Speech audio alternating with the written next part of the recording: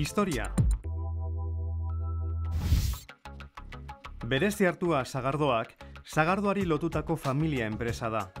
1870 urtetik hain zuzen ere. Orduan egin genuen lehen aldiz berezi hartua Sagardoa, Ergobian zegoen egoitza zaharrean. Mende bat geroago, 1970ean, gure sagarotegia egun astigargan duen eraikinera mugitu zen, sagardua ekoizteko. Orduz geroztik eta modernizazio prozesu batzuen ondoren, berezi hartua sagardo naturalaren ekoizpeneko erreferentzia bilakatu da, bi oinarrirekin, familia negozioa tradizioa errespetatuz, eta errespetua eta eskerona gure bezero fidelei.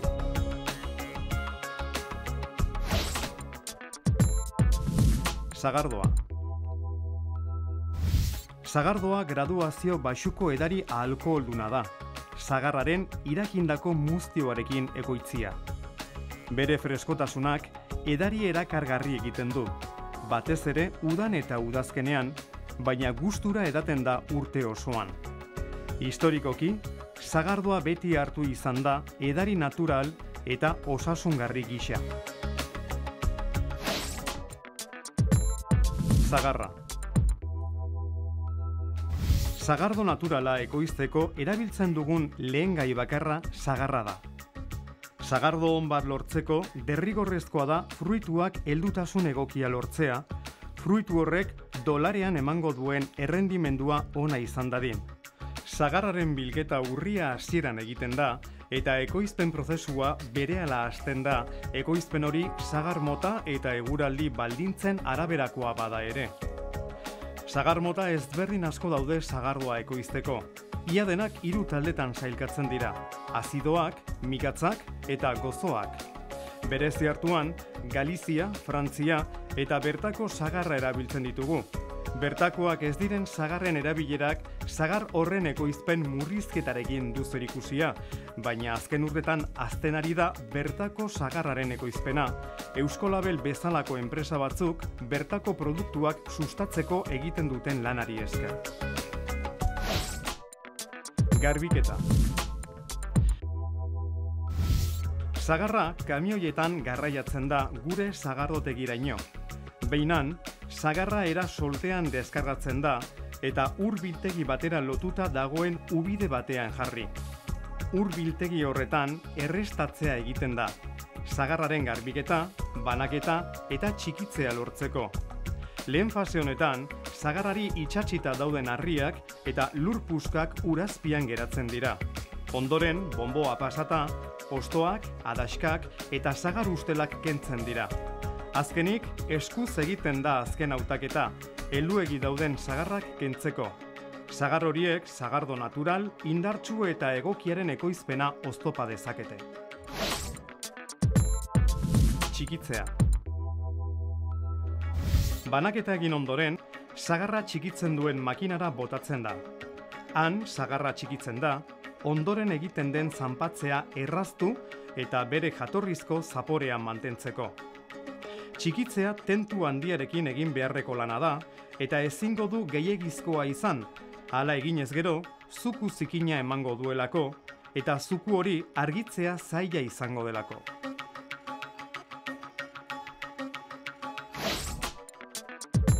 Zanpatua.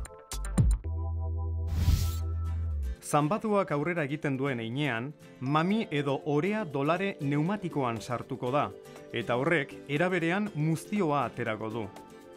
Muztioa zanpatu automatikorako prest dagoenean, ordubetez beratzen utziko dugu. Dolaretik lortzen dugun muztioa zikina, gozoa eta lodia da, kalitatezko sagardoa lortzeko ezinbesteko oinarria. Zanpaketan muztioa lortu ostean, muztioa biltegi bateraino eramaten da pompa eta tutu malguen sistema baten bitartez. Modu horretan, dekantazioa errazten da eta hartzidura hasi.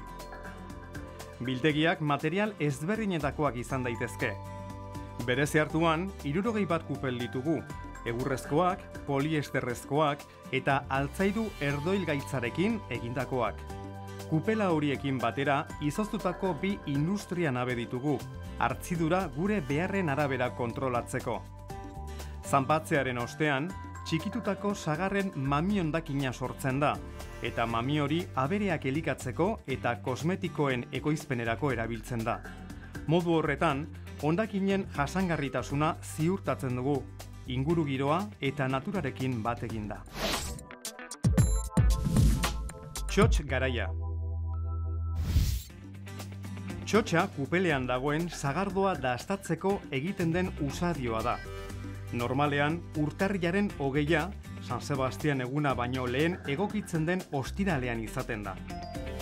Berezi hartua sagarotegiko txotx garaia maiatza bukaera arte luzatzen da. Usadio hau, sagardo egileak handizkariekin, jatetxeekin, elkarte gastronomiko eta beste pertsona batzuekin egiten zuen dastatzean dauka jatorria. Guzti horiek, sagarotegira joaten ziren kupel ezberdinetako sagardoa dastatu eta eurentzat onena zena erosteko. Gaur egun, txotx garaia Euskal Herriko hitzordu gastronomiko ezagunenetakoa da. Sagarotegietako ohiko menuan, euskal gastronomiako produktu ezagunenak dastatzen dira. Bakailaoa eta txuleta. Lehen platera, bakailao tortilla izaten da, eta bigarrena, bakailao frijitua piper berdeekin. Azken platera, iditxuleta izaten da, sagarotegiko menuko unerik gorena, idiaragei bikain bat lagun edo familiarekin partekatzea. Postreak 3 osagai ditu, gazta, irasagarra eta bertako intxaurrak. Tradizioak dio mahai bueltan zutik jatea dela ohitura, baina alor horretan ere bilakaera egon da, eta gure bezeroei eserita edo zutik jateko aukera ematen diegu. Sagarotegian, sagardo kupelak jantokiaren inguruan kokatzen dira, eta sagarotegiko jabeak irekitzen ditu kupelak, mojon oihu eginez. Gaur egun indar handiagoa dauka txotx hitzak. Oihu hori entzun ondoren, sagardoa dastatu nahi duen orok edalontzia hartu eta kupelera hurbildu bestelanik ez du, bere txanda iritsi zain geratuta. Kupelera iristen den lehena jabea izan ohi da, eta jabea ez bada, kupela irekitzeko erantzunkizuna daukan pertsona. Pertsona hori izango da kupeleko iturria itxiko duena, zain dagoen jende guztiak bere edalontzia bete ostean. Sagardoa freskoa zerbitzatu behar da, inoiz ez hotza, 10 eta 12 graduen artean. Altuera jakin batetik bota behar da, ez gehiegizkoa, beira finez egindako edalontzi zabal batean. Modu horretan lortuko da txinparta sortzea, berehala lehertu eta desagertzen diren karbono oxido burbuilak. Edalontzia 2 hatz inguru bete behar da, eta edalontzian dagoen kopurua txanda bakarrean edan behar da. Edan nahi den kopuru zehatza bakarrik hartuko da. Sagardoa presarik gabe edan behar da, baina trago bakarrean, sagardoa edalontzian denbora luzez uzten badugu, bere ezaugarriak galtzen hasiko baita.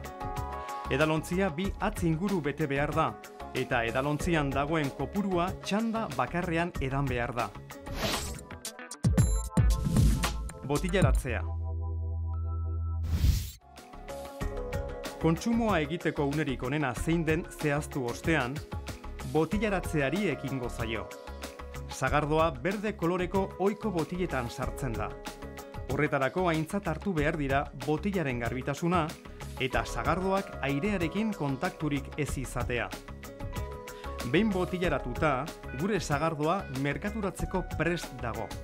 Berezi hartua etiketa erakutsiko du behar den moduan, eta baita Eusko Label etiketa ere, sagardoa Euskal Herriko sagarrarekin ekoiztu bada. Gaur egun botillaratzea urte osoan egiten den prozesua da, gure hozte gailuei esker. Botillaren tapoiak kortxoa izan behar du derrigor. Kortxoak ezin du porotsua izan. Hala balitz, botillan aire gehiegi sartuko litzatekeelako. Kortxozko tapoia oso elementu garrantzitsua da, sagardoa botillan behar moduan kontserba dadin. Merkatuan hainbat kortxo mota daude. Aglomeratuekin hasi eta naturalekin jarraitu. Kortxozko tapoiak daukan barneratze graduak sagardoaren kontserbazio baldintzetan eragiten du modu garrantzitsuan. Tapoiak ezin du botillan ondoratu, eta ez da botillatik gehiegi atera ere.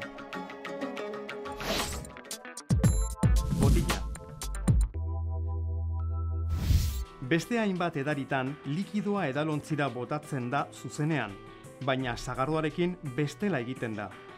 Buruaren gainetik botatzen da sagardoa, likido kopuru txikia, sagardo horrek edalontziak kolpatzean sagardoa utzi eta oxigenatu dadin. Sagardoa botatzen duen pertsonak tente egon behar du, baina behartu gabe, lasai. Edalontzia dagoen besoak berantz luzatua egon behar du. Inklinazio txiki batekin, sagardoa edalontziko alde baten kontra hauts dadin eta ez edalontziko ondoaren aurka. Dastatzea. Sagardo dastatzeak eta bere analiziak 5 zentzuak prest edukitzera behartzen du. Batez ere ikusmena, usaimena eta zaporearen zentzuak. Ikusmenari dagokionez, koloreari erreparatu behartzaio batez ere.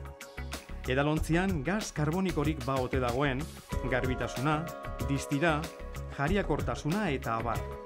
Sagardoa zerbitzatzen denean sortzen den apar artifizialak azkar eta erabat desagertu behar du. Usaimenari dagokionez, intentsitatea, kalitatea eta lurrinen izaerak dauka garrantzia. Zaporeari dagokionez, oinarrizko 4 zaporeei erreparatu behartzaie. Gozoa, gazia, azidoa eta garratza. Baita zapore horien arteko nahasketari ere.